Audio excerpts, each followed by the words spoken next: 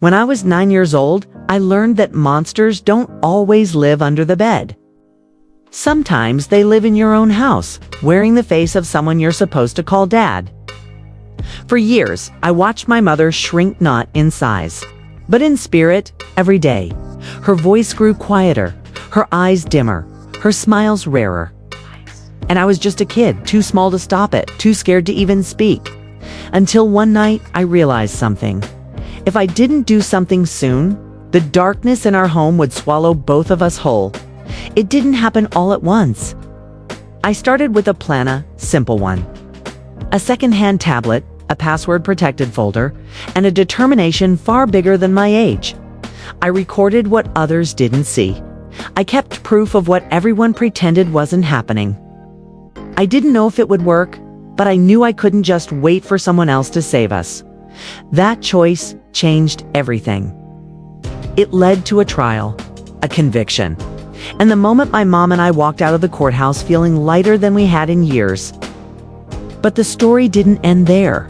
Healing takes time, and so does rebuilding a life from the pieces someone else tried to break. Now, years later, Mom is an emergency room nurse. She knows the signs when someone is hurt and afraid. She knows the right questions to ask. And I've learned something too. Bullies, no matter their age, only understand consequences. This is not just a story about pain. It's a story about courage, about taking back control when it feels like you have none.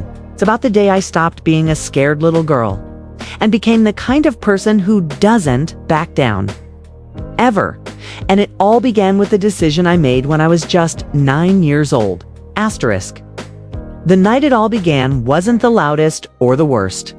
In fact, that might be why it stuck with me, because the cruelty wasn't shouted. It was whispered.